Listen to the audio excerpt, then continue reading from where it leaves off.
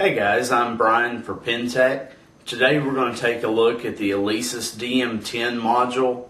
I'm really excited about this module. I actually liked it so well that I purchased one for my own personal use. The drum sounds in the module are great, but what's really cool is Alesis is working with TuneTrack and with BFD to create kits that you can purchase and download into the module. That'll give you the high quality sounds of Superior or Easy Drummer or BFD without having to connect your drums to a computer. What's also pretty neat about the DM10, all of the inputs are dual zone, so you can get rim sounds on not only your snare drum but also on your toms. This module is also set up to do chokeable cymbals, dual zone ride cymbal, or even a 3-zone ride cymbal. Alesis is working real hard to make this one of the top modules on the market. They've done a good job, but they are constantly improving. Since its introduction, they've already released a new firmware update. So if you bought one of the DM10s when they first came out, make sure you go to the Alesis website and download the firmware. It's completely free. It's going to give you a little bit finer tuning for your hi-hat. It also addresses a few of the crosstalk issues, so if you've had some problems with crosstalk, it may solve the issues you're having. Let's go ahead and take a look at the module and get some initial settings. Okay, we're looking at the face of the DM10. The first thing we're going to look at is the Write Protect feature. What this is kind of like a system lock. It prevents unwanted changes from being saved to the module.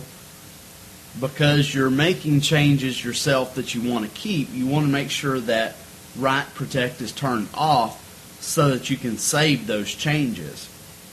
After you've got everything set up, you're going to want to go through the same process and turn the Write Protect back on so that if anybody else makes changes, it's not going to mess up your module settings. To get to that area, we're going to press Utility, then F4 for System, F3 for Operating System, O/S, and F4 for Memory. Okay, you notice it says the Write Protect is off. I've already got it turned off. After you've made your changes, all you have to do is turn the little dial to on, and then just exit out of that, and it's going to protect those features. Okay, I'm going to turn it back off, and the only thing you have to do to get out of this is press the drum kit button at the bottom. It takes us back out. Another thing when you're making adjustments to your triggers, make sure that you push the Note Chase button. You'll notice that the light is on to indicate that feature's on.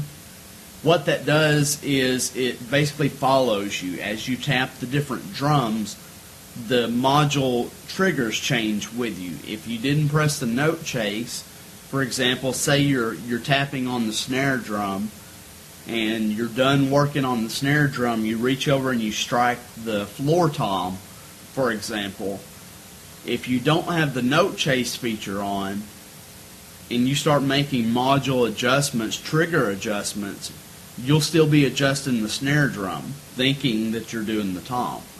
So if you'll do that, once you strike the tom, it automatically changes over to that particular drum. Okay, so now what we're going to do is press EXT Trig to get into our trigger settings. Okay, this is our first area. You notice it says up top, hi-hat. We've got our Note Chase on, so you'll watch as it changes as I strike the different drums. Snare drum, tom 1, 2, 3, and then my ride cymbal. Okay, so that changes as we go through them. Now, we're going to start off, we'll go through the sensitivity of all of our triggers, one by one, and look at those adjustments. Your snare head is at 15. Okay, notice your rim is at 35, function is trigger, and you notice the input type says piezo. Now, depending on what type of pad you're using, that can say piezo or it can say switch. For the Pintech Concert Cast mesh head drums, you want that to say piezo. A switch type would be like the rubber pads, the old SE pads, or even the Roland, say the PD8 pads. The old rubber pads have a different type of triggering system. Okay, so we'll look at tom number 1. Sensitivity is 12. For our rim, it's set at 45. Tom 2, 12. Rim is at 45. Tom 3, 15. Rim is at 30. Now, my drums are the acoustic conversions. Drum sizes are 8, 10, and 12. So it corresponds with an 8-inch, a 10-inch, or 12-inch Pintech Concert Cast. My snare is actually a 13-inch, so it's going to be very similar to the 12-inch or the 14 acoustic snare for settings. Kick drum, sensitivity is 40. My hats, set a sensitivity of 30. Now my ride cymbal, the bow is at 20. Now you'll notice the sensitivity is set at 60 for the bell. Now watch when I strike the edge. This is the 3-zone cymbal. Okay.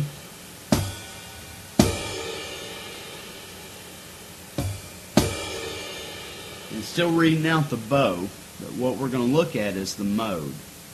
Okay, you'll notice it says on here input type is 3-zone. The ride mode is 3-zone. You can select either a 2-zone or a 3-zone. In our case, we are using a 3-zone ride. So that means what it says on here, it says this will require using percussion 1 input. Okay, so the way you hook up a 3-zone ride cymbal, the standard ride goes in the ride input, and then the edge of the 3-zone will actually plug into percussion 1. Okay, so we're going to exit out of that. Okay, it says percussion 1 not available when it's set to the 3-zone ride cymbal. But notice you're still getting your edge sound. 3 very distinct sounds. And last but not least is our crash cymbal. We have the sensitivity set at 15 for my crash cymbals. Okay, next we're going to switch over to the trigger setting. And this is where you'll find your crosstalk, the re-trigger, cancel, and threshold. So for your snare drum, you got it set at 6, 1, 10, and 4. For our rim, 6, 0, and 5. Tom 1, 7, 7, 15, and 4. For the edge, 4, 6, and 7. Tom 2, 6, 6, 15, and 4. 7, 7, and 7 on the rim. Tom 3, 6, 2, 15, and 4. 7, 0, and 7 for the rim.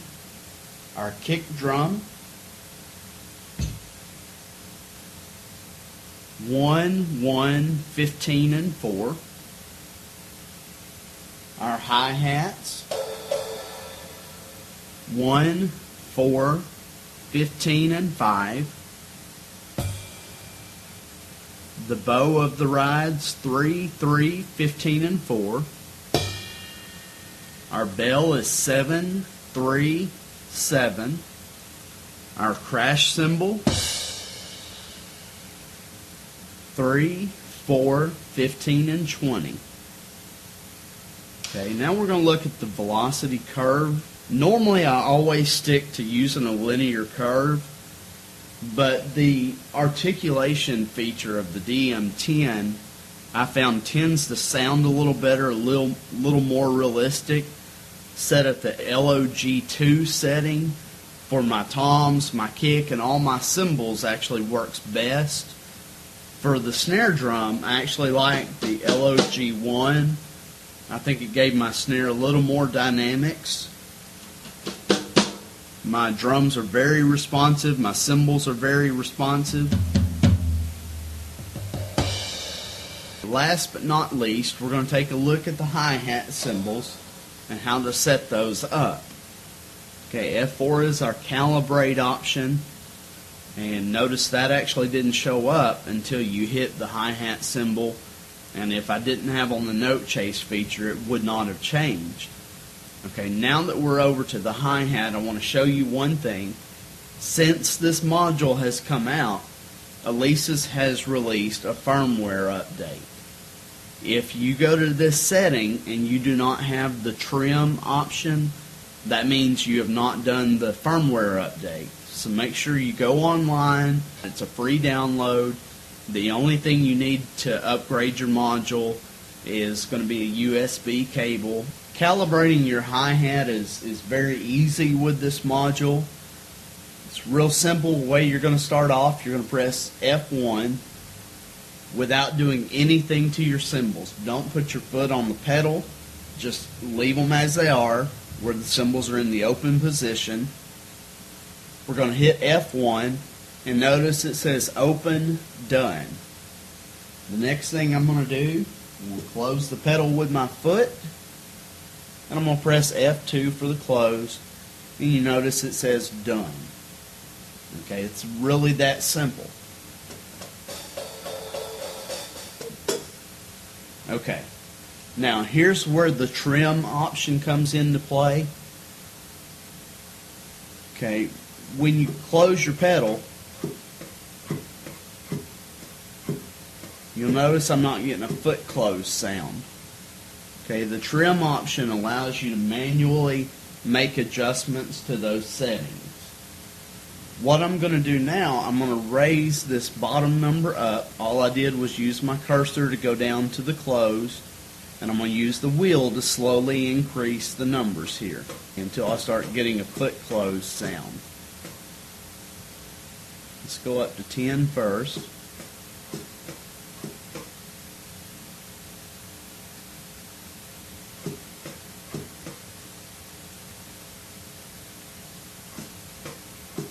Okay, we're getting there. I believe it's around.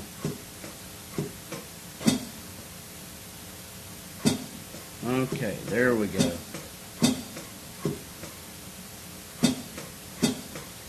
Now we're getting a consistent foot close sound.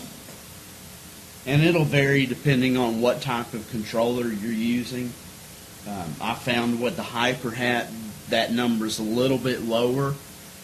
I'm using the Visualites with the in-between controller for this demo. And the between 36 and 40 is where I found it to be most reliable.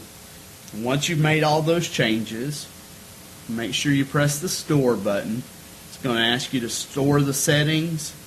You're going to press yes, and then you're going to save those settings. For me, I'm going to press cancel. I'm going to back out of it because I don't want to change them. I have my settings where I want them to be. And then you want to go into utility, hit F4 for your system, F3 operating system, F4 for memory, and you want to turn your write protect on after you made all your setting changes and you have everything where you want it. That way nobody can mess those up for you. Once you're done, just press your drum kit button and you're back out and ready to play. Okay, those are some good initial settings for the DM10. If you have any questions, comments, or even some tips, please send us an email or join us online at the Pintech forum. You can access it through our main website, pintechworld.com. We'd love to see you on there. Until then, take care and keep drumming.